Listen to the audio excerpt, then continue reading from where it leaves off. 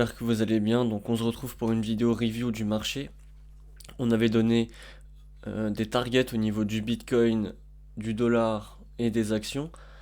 On revient 6 jours après parce que on est sur des échelles de temps longs, donc on va pas regarder tout le temps ce qui se passe, ça ne sert à rien.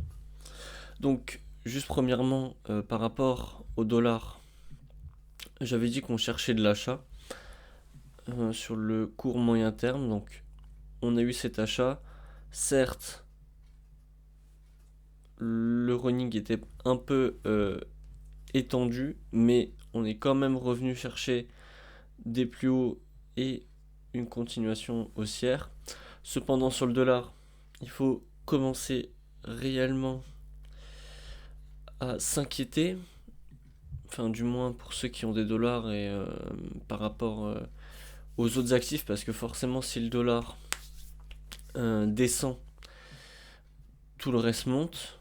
Donc là, il y a une possibilité de running, pas négligeable, ici. Voilà, on peut avoir un running, donc impulsion baissière, tac tac, correction et continuation vers le bas. On va juste enlever la pub. Et donc, on peut avoir possiblement une grosse baisse du dollar.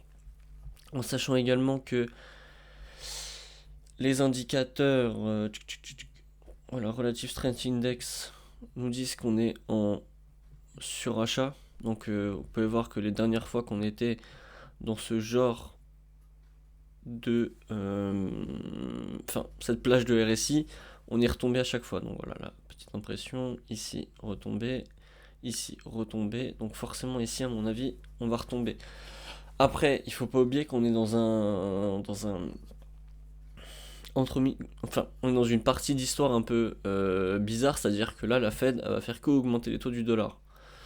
Donc ce qui fait qu'on peut potentiellement, c'est pour ça qu'il faut analyser souvent le graphique, c'est que on peut potentiellement faire un expanding, donc venir peut-être aller chercher plus haut au niveau du dollar, ce qui ferait que qu'on aurait carrément des grosses baisses sur les actions, ce qui pourrait ressembler un peu à 2008 ou à 80. Par exemple, là, on sait qu'en 80, il y a eu une grosse crise financière en Amérique. Ils ont augmenté à fond les taux, on est quand même monté à 163 de puissance au niveau dollar, j'ai envie de dire. Donc, on peut voir que franchement, les taux, ici, on avait également un flat, donc 1, 2, 3, non, on avait un contracting, et donc on est venu casser le plus bas. Donc là, déjà, on avait validé une fonction haussière qui s'est complètement inversée après que la Fed a commencé à augmenter les taux. Donc, il faut quand même rester attentif parce qu'on peut très très très bien venir complètement exploser euh, la structure en running, qui est donc beaucoup moins probable si on est dans une situation inflationniste et des taux qui augmentent. Donc voilà, il faut faire attention. En tout cas, sur le dollar, il faut quand même commencer à se dire qu'on peut avoir des retournements. Et donc on le voit au niveau de la structure, on le voit au niveau du RSI. Donc il faut quand même commencer à être plutôt peureux à ce niveau-là. Après sur le 440, donc là perso, le 440 je vois plutôt un running, je le vois pas performer, je le vois plutôt corriger pour venir valider en fait un running tout simplement et ensuite valider une hausse. Donc ce qui pourrait un peu concorder au niveau de l'année ou des 2 ans à venir. Voilà, ouais, là c'est peut-être plus que 2 ans, mais il tombe assez vite en soi. 1999, 2002, donc en 3 ans on peut dire qu'il va se taper une grosse baisse. Donc en 3 ans on peut dire que euh, voilà, en 3 ans peut-être se retrouver ici. Pour le S&P, bon ben comme j'avais dit qu'on cherchait un plus bas sur le S&P, ceux qui se sont fait avoir au niveau de l'impulsion ici, il faut savoir que une impulsion en un sens n'a aucune espèce d'importance vis-à-vis de la structure du prix. Si on voit un running avéré ici, même si on revient casser le top, on peut et on va retourner à 80% de chance au plus bas. Donc ce mouvement-là n'était juste qu'une seule correction, soit pour venir défoncer les comment on appelle ça déjà, les perpétuels sur le S&P pour les shorts. Donc on est juste venu leur liquider la tronche et après on va redescendre. C'est tout simplement des mouvements de prix qui n'ont aucun sens. Enfin, c'est des mouvements de prix court terme. Donc vous voyez qu'il y a une impulsion vers le haut en 1 heure. Quand on est sur le Bitcoin, ça n'a aucun sens. Genre, enfin, ça n'a pas de sens sur la structure en elle-même. Il faudrait qu'on aurait dû avoir ici. Là voilà, on va prendre l'exemple du Bitcoin qui est parlant. Ici, on aurait dû avoir, si on validait une nouvelle structure par exemple, avoir une correction. Ici, on ne l'a pas eu. Donc ce qui fait que, comme on l'a pas eu, enfin, on aurait dû attendre une correction de ce genre. Donc par exemple, on aurait dû rentrer ici. Là, on peut voir qu'elle n'a été complètement validée. Donc c'est pour ça que ce mouvement-là, qui est en échelle carrément journalier, voilà, n'a aucun sens par rapport à la structure qu'on visait en daily ou en 4 heures. Là, on parle d'un mouvement 1 heure, 4 heures. Là, voilà, juste 2-3 bougies. Ça n'a aucun sens. Parce que là, ici, on a corrigé pendant plusieurs semaines. Voilà, on a corrigé pendant plusieurs semaines ce flat. On savait que la direction était 17 500. Quand on a 17 500 en position de vue, on ne change pas son... Enfin, avec une structure validée à 80% de chance, c'est-à-dire validée avec une correction qui a duré plusieurs semaines, on va pas aller chercher du long, même s'il y a une impulsion haussière comme ça qui vient chercher des stop-loss. Ça n'a aucun sens, ça n'a pas de sens.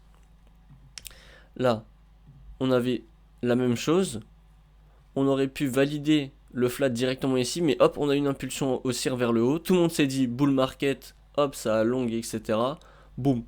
Là, ça va faire exactement la même chose. On va arriver, on va corriger un peu pour bait les gens, et hop, on va retaper une descente. Parce que là, ce qu'il faut savoir, c'est que tout le monde est devenu bull, et là, vers les 16 000, vers les 15 000, il y a des pics de long à venir chercher qui sont astronomiques. Donc forcément, là, vous pouvez être sûr que la semaine prochaine, ou je ne sais plus quand, il va y avoir une augmentation des taux de la Fed, parce que hier, je sais pas si vous avez... si vous comprenez pas la baisse ici, déjà d'une, on avait une fin de structure, si vous regardez. Donc là, déjà, on avait un essoufflement haussier. Donc comme je vous ai dit, on cherche ça en daily, nous, mais pour de la vente. On l'a toujours pas eu, donc on n'achète pas. Mais en tout cas, ici, on a eu un essoufflement de la force acheteuse, qui indiquait qu'on allait avoir un retournement. Ici, on a eu la news, donc le CPI qui a dit qu'il y a toujours une inflation ultra importante en Amérique. Donc 8,3% à la place de 8,5%, donc c'est énorme, en sachant que le pétrole est en correction. Donc en fait, le pétrole, vous allez regarder, il fait une correction en flat. Donc forcément, si vous savez où je veux en venir et que vous connaissez un peu la méthode, ça veut dire qu'on va taper le plus haut. Donc forcément, là, dans les 2-3 mois ou dans plusieurs mois, le CPI va augmenter. Donc, l'inflation va augmenter et donc les marchés vont baisser, forcément. Donc déjà, on a ça. On sait que, du coup, il y a une baisse... Enfin, c'est toujours à égalité au niveau de l'inflation. Donc qu'est-ce qu'il va avoir ? Il va y avoir une augmentation des taux la semaine prochaine. Donc forcément, on va avoir une augmentation des taux. Donc qu'est-ce qui va se passer ? On va encore avoir une news négative, parce que qui va venir déclencher encore les longues des gens qui sont en train de FOMO à l'achat. Ensuite, on va encore avoir des bad news, et etc. Et on va tomber, le S&P va tomber, etc. Donc, tout en sachant que le Apple, Google, si vous avez regardé mes shorts ou les vidéos un peu courtes que j'ai faites dessus, sont entre guillemets les leaders du S&P 500, parce que c'est les GAFAM, ils sont leaders. Là, déjà, on a vu que sur Google, on est sur une structure comme ça, donc hop, baisse. Et sur Apple, on est sur une continuation baissière également en 4 heures. Donc là, ça veut dire que forcément, le S&P 500 va tomber encore. Donc il faut rester très très très vigilant.